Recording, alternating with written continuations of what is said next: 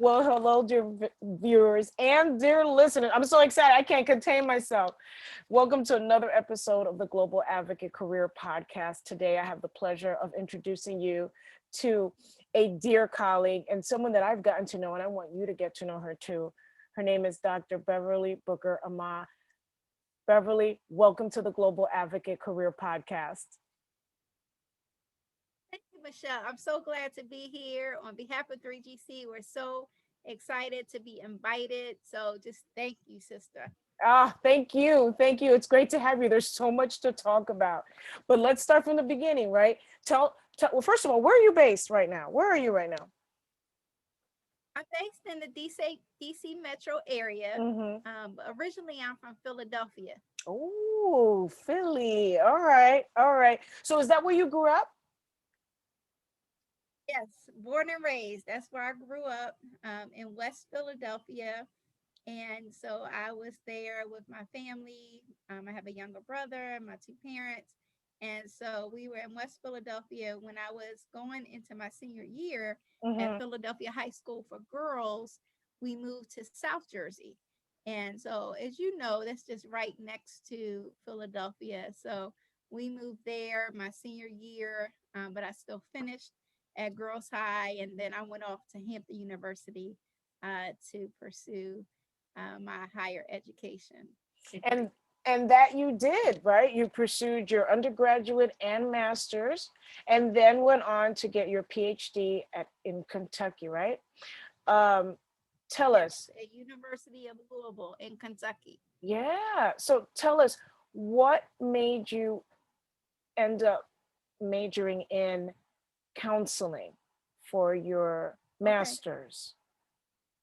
Right, right. Well, I started off as a history major at Mm-hmm. Hampton, history education, and I, really was inspired, by my own family, to be honest, my grandparents, my community. Felt history, knowing yourself, your identity, where you come from, was of the utmost importance of how you move forward in your life and in your path and what you contribute to your community. So that was always instilled. And then when I was at Philadelphia High School for Girls, we had the best, may his soul rest in peace, best teacher, history teacher, Mr. Oglesby. We called him Mr. O. And he really had us love history, talked about the importance of truth and knowing where you're from. And so, as a part of knowing where you're going. And so we majored, he inspired me to major in history when I got to Hampton. And I loved, the idea of becoming a history teacher. Um, you know, and when I went to my first position in North Carolina, I taught at T.W. Wingate Andrews. And, the students loved history. I, focused a lot on not just global history, African history. You have I had a lot of students of color, but you also found as a teacher and as a young teacher, students had other issues outside of the classroom that Right. impacted their focus. And so it inspired me to talk to the school counselor at my school where I was working. I started shadowing her and, getting to know what school counseling was all about. Of course, I had a school counselor in high school, but it's different when you're now a professional, Right. learning what the ins and outs of the profession, does. And so it inspired me to go back to Hampton to pursue my master's degree. So I pursued my master's degree with a focus in school counseling and college student affairs. And so that's how I got into counseling, really from seeing that students had broader needs. And so addressing their social, emotional, academic, career needs also helped them be more focused in the classroom. So that's how I got started into counseling. Eventually, I went on to my PhD and then became a school counselor, a director of school counseling in Montgomery County schools. And it's there after that that I started to go into higher ed and took my first position as a faculty member at San Diego State in California. So, as an associate professor, as a woman of color. We don't see that many women at your level. That's why it's, such an honor to have you on the show, but even more so to highlight that. Why do you think that's the case, Beverly? Well, I think like a lot of things, it's about access. And so it's access and exposure. And so it's important as, more of us get access that we also pull others like us into that path. Mm-hmm. And so, there's so many things that,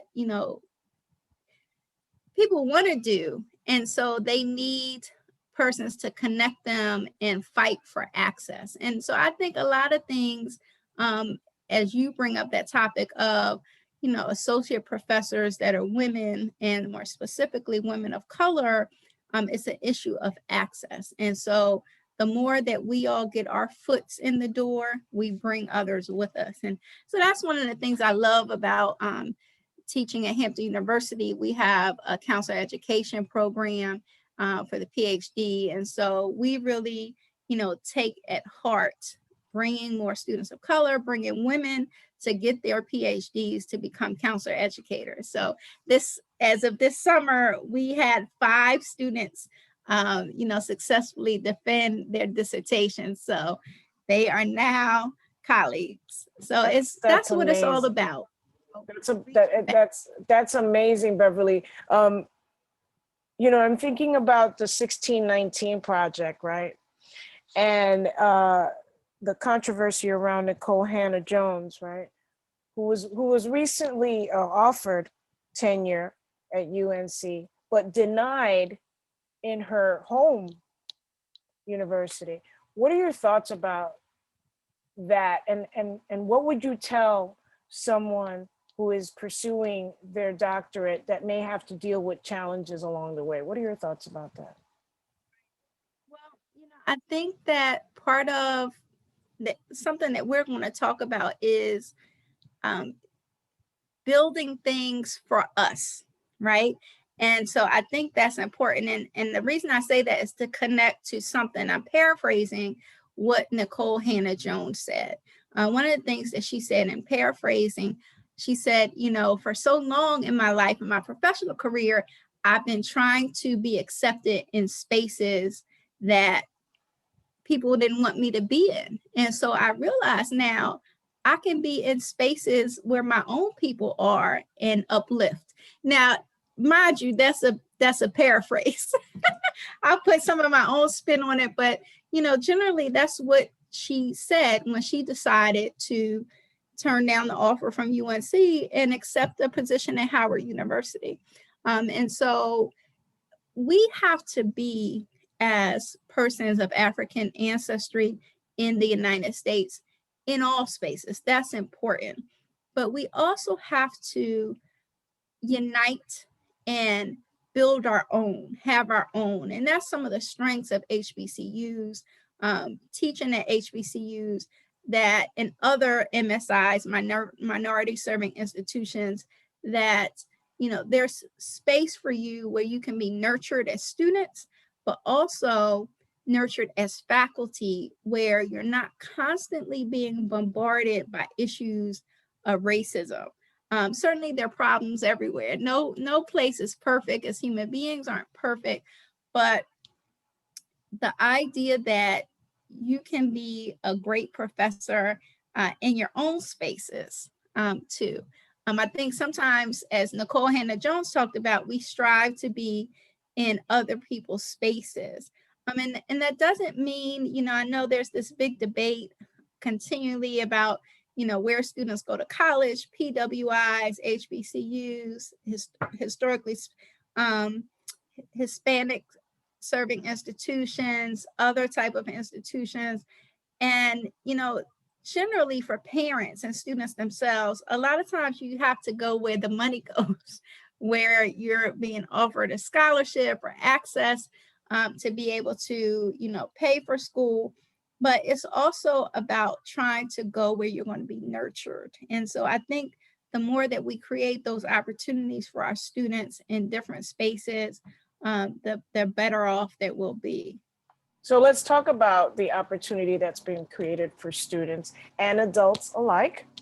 Let's talk about 3GC. How did it come about? Tell us about the name.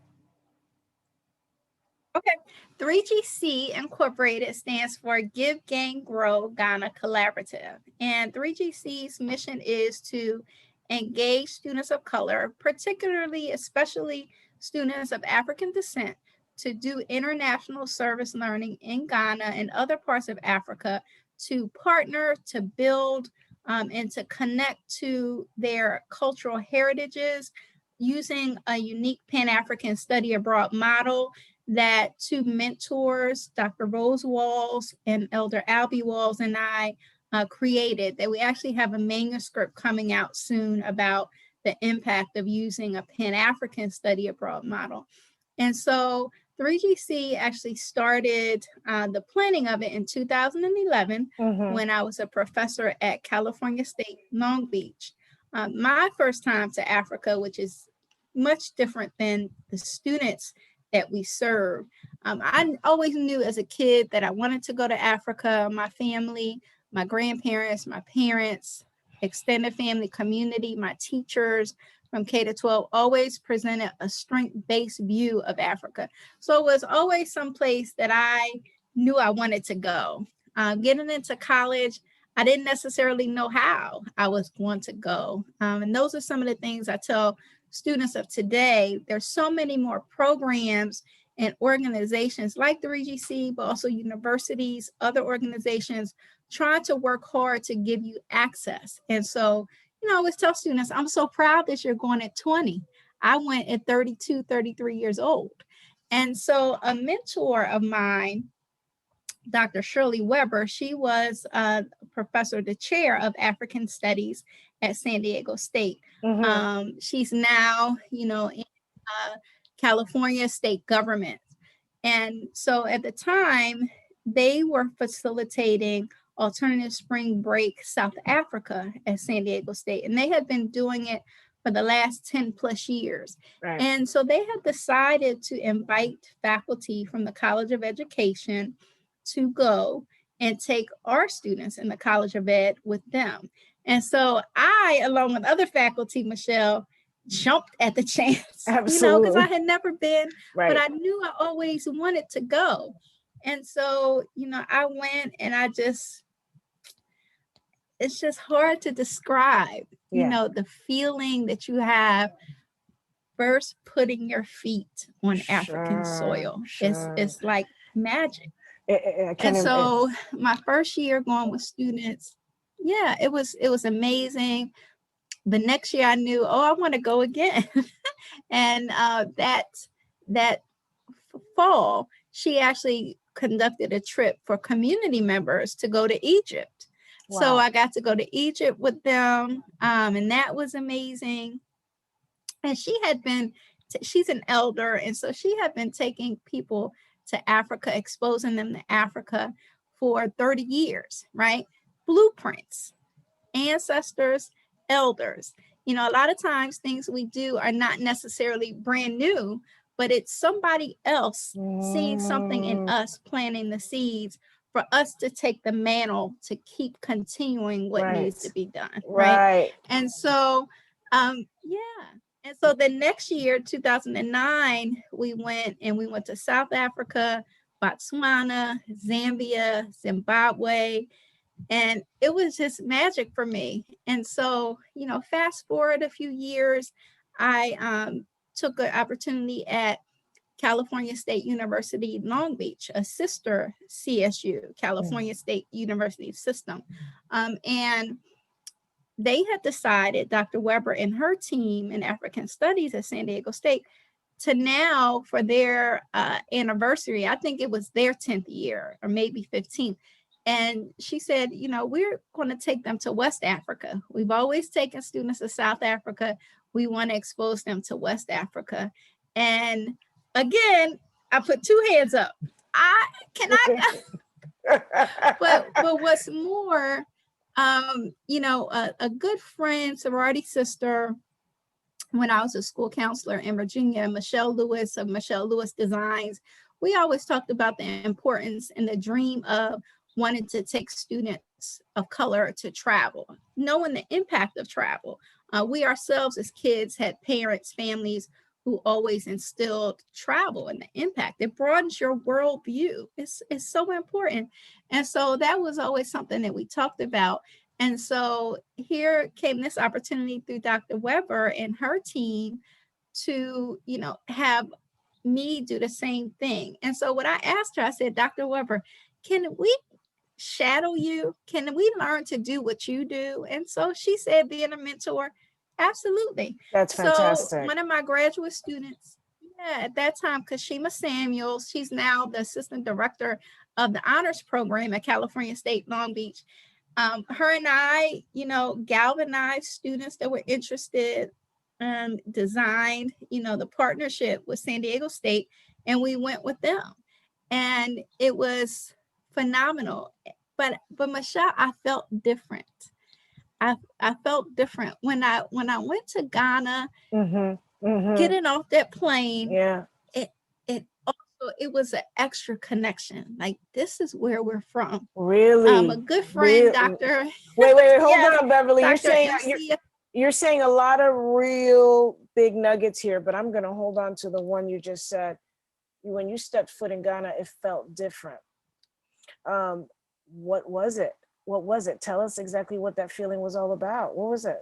Because that's what I felt. That's also what I feel when I go to Brazil. But go ahead. But so in psychology, especially African-centered psychology, they talk about something, cultural memory. And so what I feel like I felt, and I think people that go to West Africa, you felt, this is where I'm from. This is where we're from. And a really good friend, sister, Dr. Mcia Kabona Clark, she's an associate professor at Howard University. And, we do a lot of work together with Africa, period. But, specifically Ghana, Tanzania. She also does a lot with South Africa. And so she spoke to our students along one of the many occasions. She does lectures in our class for our students. And one of the things she said, it was so funny and it's so true. And I'm answering your question further. She talked about the difference between East Africans and West Africans, as she was talking about Pan-Africanism and Nyere and Nkrumah. And she was saying that when you get to West Africa, you realize, as a person of African descent from the United States and the diaspora, it's no other place you all can be from. And she laughed because she's from Tanzania. And she said, it's no other place you can be from. The way you all joke, your comedy, your, how you emote, when you're speaking, the dance, it's just everything, the air, it felt familiar. Wow. It felt familiar. That's deep. Michelle, the faces. That's deep. That's also really powerful. Cultural memory. Do you think that other cultures feel the same when individuals go to the country of origin? For example, Italians that leave US and go to Italy, like, do you feel like that exists in other cultures as well? I do. I think that is something that connects to people. And I think that's the important thing about maintaining your culture. And I think that in our discussion is what's so important about students of African descent taking the pilgrimage, taking the journey back to Africa, because by design, our culture has been taken from us. I'm reading a book, and the sister talks about how Black life, in terms of language, food, dance, our leadership is not necessarily valued in the United States the way it should be. And so I think when you go to your roots, I do think you have that cultural memory.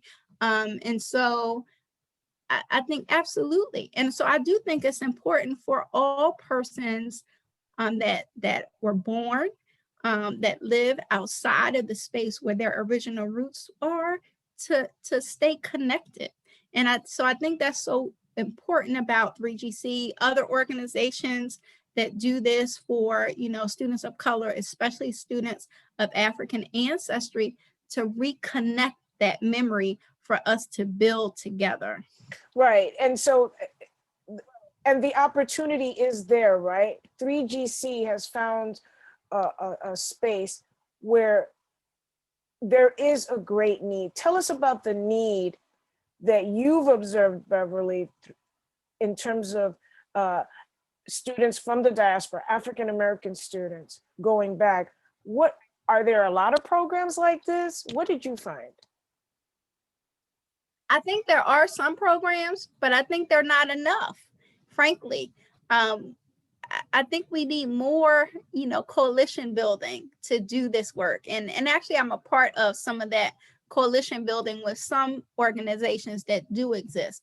But I think you need more. I think that there has to be, structural systems that make this work so all students of African descent can travel back. And so that is a big task. And so Sure. there are organizations, including one that I and others are working with, and that's how we met, HBCU Africa Homecoming.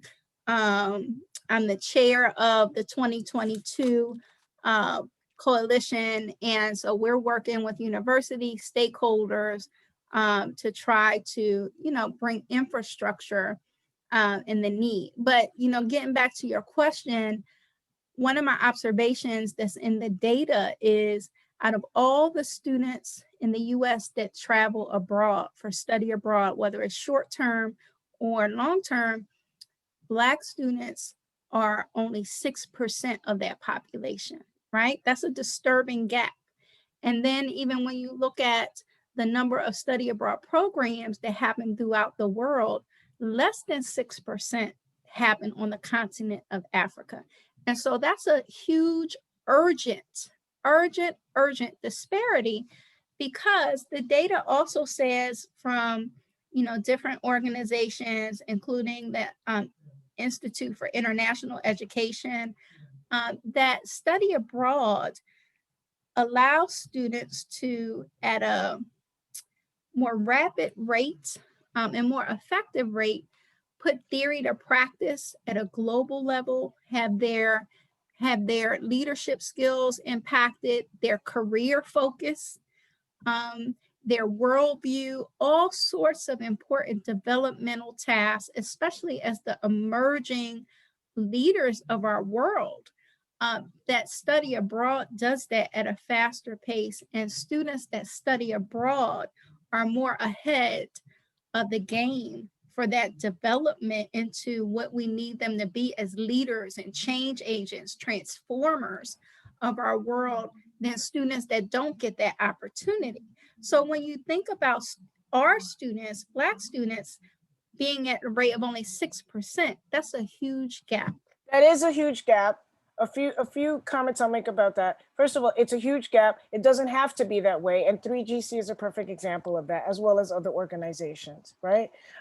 You're absolutely right. Living abroad, studying abroad broadens your horizons that you can ever imagine. I remember when I studied in Spain, it was for me to understand the culture, continuing to speak my second language.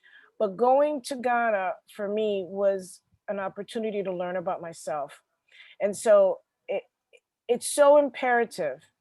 And it just resonated. It resonated. And it's an opportunity that anyone really should take. And I believe not only brown and Black individuals, but white individuals as well. What are your thoughts on that, Beverly? I think that is so true. And what you find is in Ghana and other parts of Africa, there are more students of European backgrounds that do study abroad than students of color. And so that adds to the gap, that our students are not coming where they need to be. Every student of African descent needs to make a pilgrimage, needs to take a trip, a purposeful trip to the continent. It attaches to identity. It attaches to understanding the concept of Pan-Africanism, because you get to see in real time how our social justice issues are very connected. It identifies to understanding and starting to think about economics in different and innovative ways, historically what works and historically what does not work. So as leaders of tomorrow, what are the things globally that you all can create in terms of a different system than capitalism? And so it absolutely is necessary for all students, coming from middle school all the way up to university, certainly, whether undergrad, graduate student, professional school student, it's necessary. Yes, it is very necessary. Let's talk about perceptions, because perhaps one of the biggest contributors to not traveling or studying on the continent is due to the image that is portrayed. I know growing up, there were nonprofits that got airtime in their commercials that always portrayed Africa, first of all, as a country, right? And secondly, as this, oh my goodness, poverty-ridden, destitute, horrendous. And I mean, this is historical, right? So I'm not saying anything here that's completely made up. It completely an image that no one, for all intents and purposes, would want to go. And it's interesting because when I mentioned that I was going to Ghana, some individuals are like, "What? In a pandemic? Are you crazy?" And I will have to say that I'm so glad I did it, particularly during this time, because it dispelled so many misconceptions that I've had that I needed to see firsthand. Beverly, what do you find the reaction to be for participants of 3GC before going, right? And once they arrive, like, what is like a major difference? Or right, so some common themes of that question. So I'll start from the end. So students that are there, and students that have finished the trip, and students that are just getting there. Usually by the middle and definitely the end, they are saying, we don't want to go back. We don't want to go back to the US. We want to stay. Right. And so how do we stay? And so, a lot of times they know we have to go back. You got to get back on that plane. You better go back, yes. Right, you got to go back. Your parents are expecting you. Your university expecting you. We got to go back. But they also want to know that, how do I come back again? So a lot of times we have students that return for a second time. But in addition to that, some students want to know, how do we live in Africa? How do we start a business? How do we build a home? And so it opens their door and their eyes to other options. And that's one of the things that I and the other team members, executive team, the board, community members like you, always tell the students, we need you to understand you have options. Our ancestors sacrificed, and our elders that are still fighting the revolution sacrifice, so you have options. And so whether you decide you want to stay in the United States, whether you make a home in the Caribbean, whether you make a home in Africa after that experience, if you are a first generation continental African that's now in the US, whether you want to return, that's happening a lot now. As homage to Marcus Garvey's Back to Africa movement and other movements. So we want you to know that you always have options. And so wherever you are, fighting the Pan-African fight is integral wherever you are. So that's a lot of times a theme. Some of the things when we talk about media, we know that, like you said, media paints a negative picture of Africa. Meanwhile, others, Europeans, other entities are buying up land in Africa, using their resources, historical theft, right? So nothing new. And we don't go en masse. And that's because of the media. And so part of what we do is have students do blogs and other orgs. We align with them to tell our own narratives, right? To tell our own truths. And so one student, in reference to that, said during the whole trip, he was so funny. He was a Howard student. And I'll paraphrase so we don't get you in trouble. But he said the whole time, they lie, they lie, they lie. And his point was that Ghana is not what they have painted it to be this whole time. It's beautiful. It's more amazing than where I'm from. So their eyes are open. And I think beforehand, students are very inquisitive. Students are always very excited at the opportunity. When I was at Howard, I had an experience. The provost is from Ghana, and Howard, along with Spelman, Hampton, Morgan State, who has had the first degree programs being offered in Ghana and Africa among HBCUs. So they made that history in 2019. Many other HBCUs are starting to mobilize themselves to do higher levels of study abroad access. So they let me, working with others, do a survey of students during a study abroad fair that the Ralph Bunche Center was having. And 95% of the respondents that participated in the survey said, yes, we definitely want to take a trip to Africa. We don't know how we're going to pay for it, but we want to go. Yes. If Howard could make the opportunity for us to go, yes, we would go short term, we would go long term, whether a semester or a year long. So you find that students want to go. When we have interest meetings, you have 60, 70 students signing up to find out what this is all about. How do I go? How do I pay for it? So it behooves us as the elders, whether you're talking about individual organization, but also systems in terms of HBCUs, stakeholders in terms of corporations, businesses, industry, to address the barriers and try to remove those. So like you're saying, one, access and knowing the programs exist. So 3GC is one advocacy organization as a nonprofit who works hard to let students know these opportunities exist for you to return, right? Ghana started the year of return in 2019, and we actually, 3GC, got to do a Pan-African summit with True Culture University about that. And so now Ghana is also doing Beyond the Return, because it's a call for us to reconnect.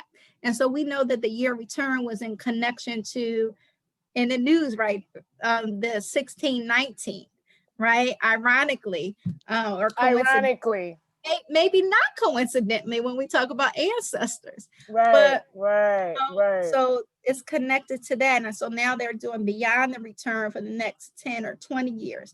And so, students want to go back. And so we, as the elders, the next generation of, revolutionaries of the Pan-African movement and allies, have to create the means for students to reconnect, because that identity piece and that connection to that part of ourselves is so important. It's so important. It's important and it's integral. You say to students, I say to adults alike, right? It's interesting. Let me rephrase that. I did not go to an HBCU, right? However, the need to know about one's background more and cultural roots is deep enough that transcends your geographical differences and cultural differences. Meaning, we're all from the diaspora, different parts, but we're all from one place, right? And I think once that is admitted or at least accepted, I think that's a good place to start. I will say that going to Ghana and seeing for myself how beautiful, how safe, um, in the middle of a pandemic, seeing how no matter where I visited, there was the first, before even going into the business or a store or what have you, you washed your hands. You washed your hands. And here I thought, oh, this is, oh, what a great idea. Here, there's me thinking, oh, what a great idea. Like, this is something that you do that's being done because of the pandemic. And no, this has been the case for the longest, right, Beverly? Right, right. President Nana Akufo-Addo and the government and the community, right? Also the grassroots community in Ghana, really has been following the science from the beginning. And you actually find that most of the 54 countries, maybe 53, maybe 52 of the 54 have been following science from the beginning. So their viewpoint, this idea of collectivism, everybody matters. So our goal is to not lose life, to minimize, right? This loss as we're facing this pandemic. Whereas what you see, what we were dealing with, with that name that shall remain nameless, I won't say them on your podcast, not following the science. And it costs loss of life. And partly because this rugged individualism that is rampant in the United States, that's part of the history of the United States. I'm going to do what's good for me and not good for the community. And so in Ghana, you found that they were following the science. And, there's still, certainly struggles, but by far the rates were huge, in terms of being less of, infections and then death compared to, the United States and still other countries, Beverly. In other countries. My thing is this. I'm all for exactly life, like you said. And so if I need to wear a mask or go back home and get my mask to make the person next to me who I don't even know safer, I'll do it. Absolutely. So that collectivism, Absolutely. I mean, it's a win-win, right? Let's talk about the perception. What do you think the perception is that Ghanaians have of Black Americans? Well,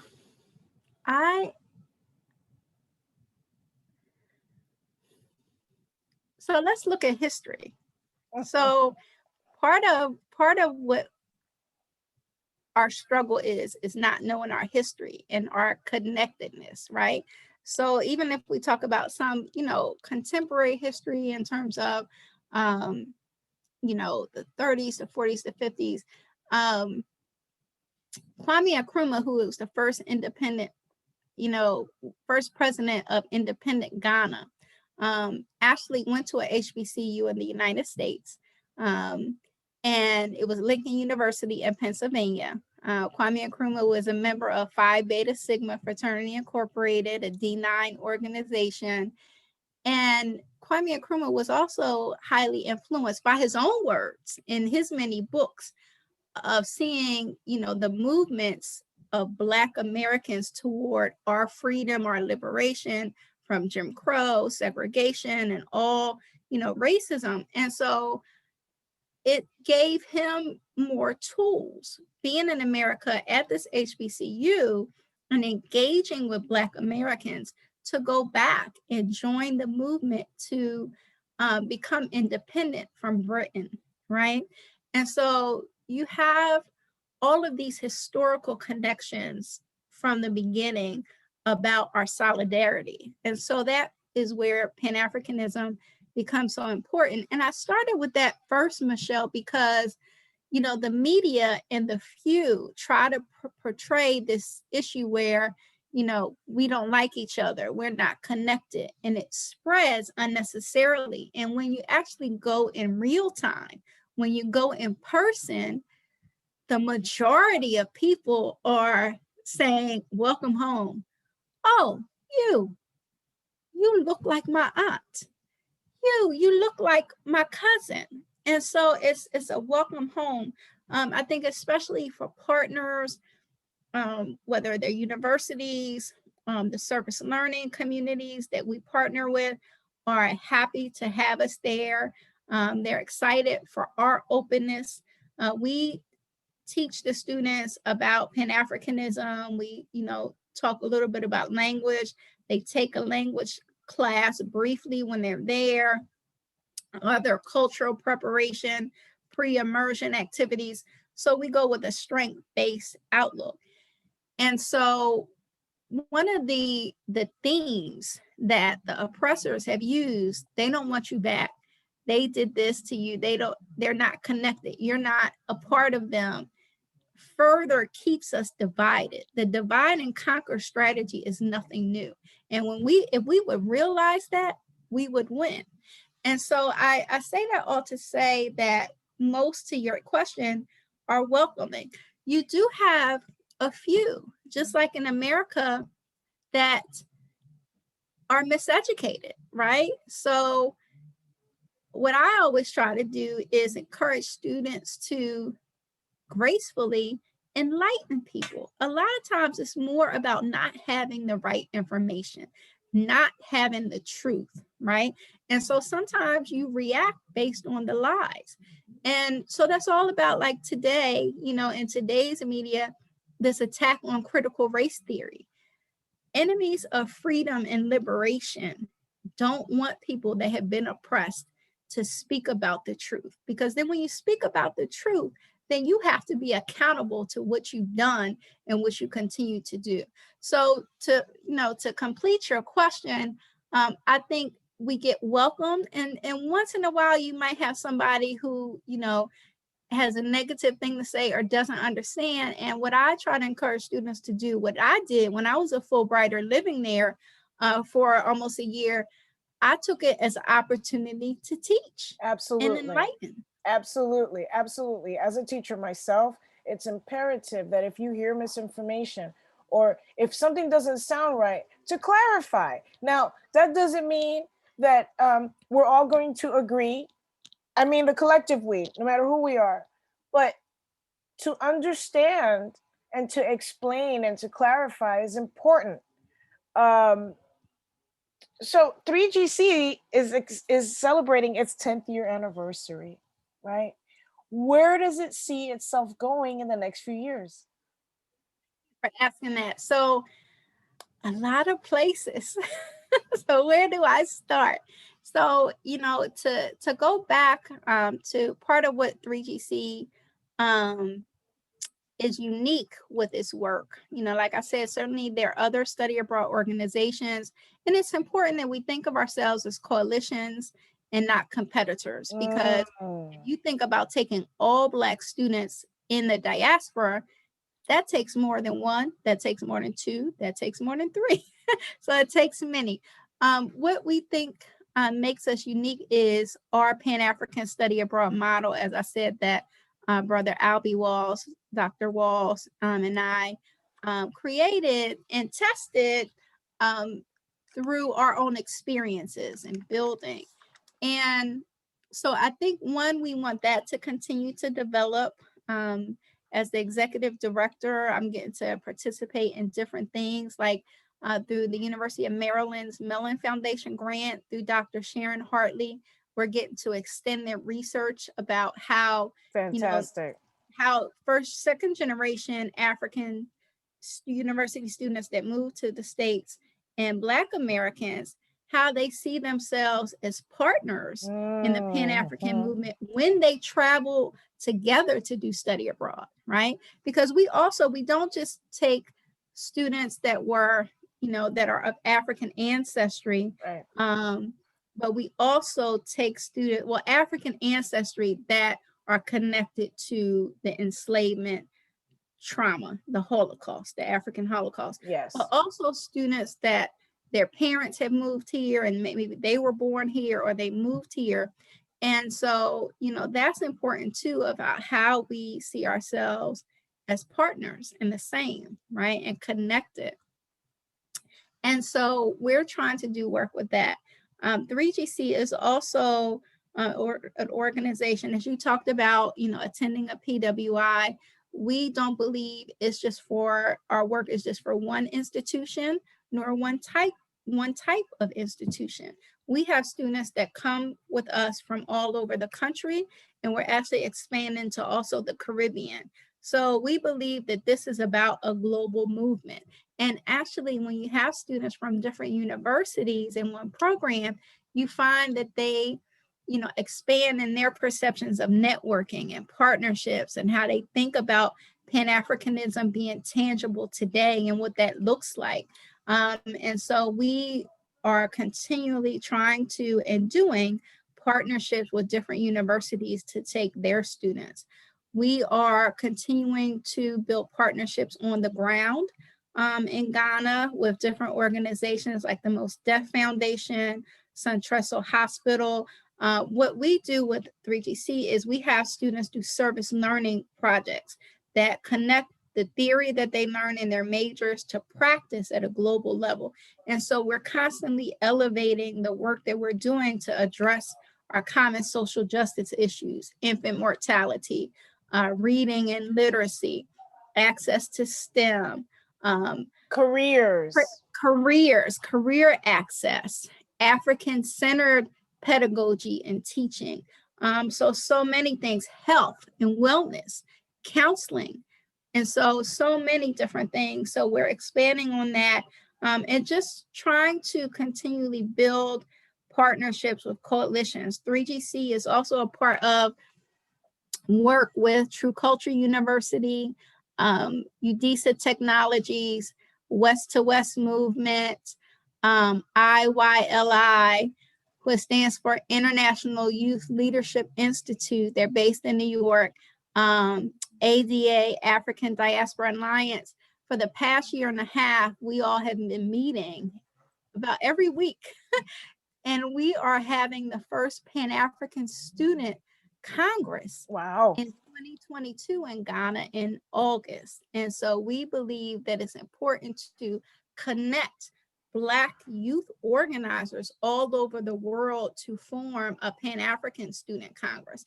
And so we've been very engaged and busy with that. So really trying to expand from a Pan-African movement to, really liberate ourselves and help youth engage and realize that they are a critical factor in this movement in returning. And, speaking for the adults as well, right, Beverly? Adults as well. I say it because, one is always a student, but for the mature student, there are opportunities as well. But Beverly, can you tell us about what you're doing for individuals such as myself who collaborated? And yes, absolutely. So I have to do a plug for Michelle. She was an amazing community member. We met about 2 years ago, right? 2 years ago, yeah. Through our work with HBCU Africa Homecoming and stay connected. And, we talked about, well, how are we going to get you to Africa? And so, we talked, and so you joined, us in the summer trip. And I will say that having community members accompany us, it not only impacts the community member, but it also impacts the students. Yes. Because like using you as a case example, you are just obviously with your podcast so talented when it comes to career coaching, and your leadership in working alongside the students doing career counseling at high schools, consultation, with faculty members at the different schools that we went to, and then doing workshops with some of the other schools, like Dawinya Basic School in Dawinya, Ghana. It was just amazing. And so I think, it gives the community member also a chance, if you want to go in a way that focuses on service, to go and also impact young people. So that is definitely, opportunities. You can contact 3GC, if you are a professional that, wants to go. For 3GC, we want to keep maximizing opportunities for all of us of African descent to be able to connect to the continent. And while we're not exclusive, when we started out at Long Beach, we had, students of Asian descent going. We had students Latino, which we know a lot of our brothers and sisters, we are the same. We come from the same spaces. That quote that says, the only difference among Dominicans and Haitians and others where you were dropped off on the boat.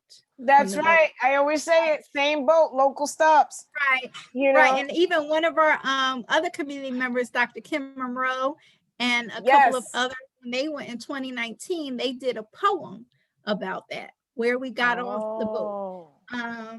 And so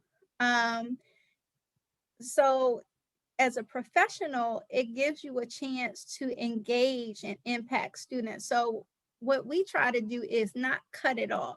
So we have university students that go, but we also take young alumni, because you might have just graduated the year before, a couple years ago, and just never got to go to Africa. And, you're just at the start of your career, and going to Ghana, going to other parts of Africa.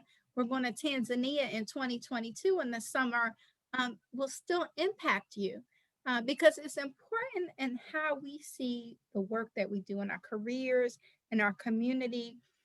There's I'm going to bring him up.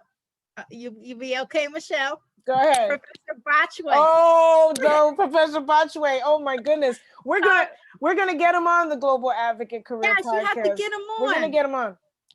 He did a talk at our Pan-African Student Summit when we partnered with True Culture University in 2019. And one of the things that he challenged the audience with is, where does your loyalty lie? Sure. No matter where you are, where does your loyalty lie?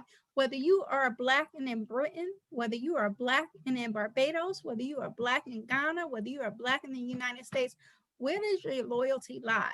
And so a Pan-Africanist position is that your loyalty lies with liberating Africa. Malcolm X talked about that none of us will be free until Africa is free.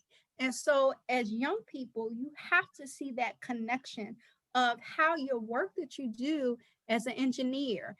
We have a young man, one of our leaders that works for Google, and he, represents, Africa and 3GC in advocacy work with Google. Yes. And so it's fantastic work. Right. You see that what you're doing connects to liberation of your people in the diaspora in Africa. That's important.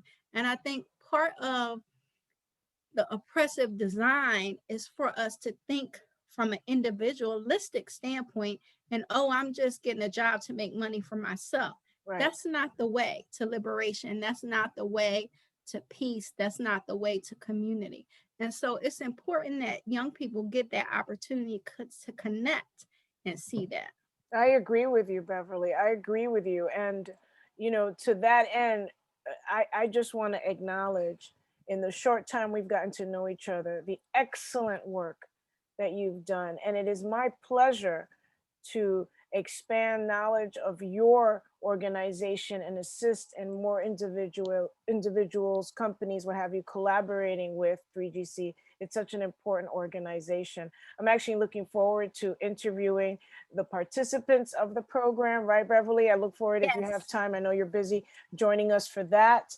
It will be my pleasure to chronicle future trips. I know we're coming close to the end. We could talk forever, right, Beverly? Like, this is just like we could talk forever. We were roommates in Ghana, right? So we had a good time.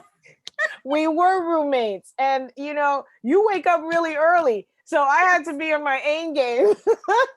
But it was my students say, even in my college position, university position, they're like, you're answering emails at 6 a.m. But early bird catches the worm. Right. Catches the worm. Yeah. And I would like to say, also before we end, there's an African proverb that says, if you want to go fast, go at it alone. Right. But if you want to go far, go together. Mm-hmm. And I think one of the beautiful parts of 3GC is that it's continually growing as a movement. And that's how we see ourselves, as a movement. And it's not just about one person. Right. I will say I feel, very humbled to get to do this work with students, community members like you and others. And so nothing is ever necessarily totally new. right? I believe the work that we're doing is ancestral work. It's work that, was planted and done before, right? You got to meet Yes. Baba Sekou Niblet, Yes. right? That was a Yes. leader in SNCC and also the All African People's Revolutionary Party. And he talked about him bringing kids back in the 80s or even before from Philadelphia. Um, I had the wonderful opportunity at Hampton to work with Mr. Robert Watson, who is a professor of history, and he actually took two of my mentors, Dr. Rose Walls and Brother Albie Walls, when they were college students. They're married, they were Wow. college sweethearts. He took them when they were college students in St. Amazing. Louis. And so what you find is when you ask ancestors and the Most High to direct your purpose, the universe connects you with those people and plant seeds for you to do that work. And that includes students. And young people. I feel so blessed to work with the young people that we get to connect with. And I think it's about in this life doing something to make impacts That's while right. you get the opportunity to be Absolutely. here.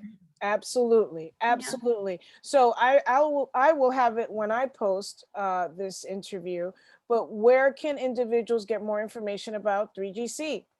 Absolutely. So our website is www dot we are, so that's the actual words, we are 3gc.org. And then our Instagram is at we are 3gc. And if you want to email us, our email is contact at we are 3GC. We try to keep it streamlined and simple so it's easy to find us. Yes, absolutely. Tell them that the Global Advocate Career Podcast sent you. Beverly, I want to take this time to say thanks again for joining us. I'm glad that we got you on the show, right? In spite of the technical glitches, um, right? But thank you, Beverly. Thank you so much. We look forward to having you on future shows. Thank you, dear listeners and dear viewers. Don't hesitate to drop me a note and let me know what your thoughts are on this interview or previous ones. Don't forget to click subscribe on YouTube. It sounds like a commercial. But until next time, Beverly, don't go anywhere. Thank you so much.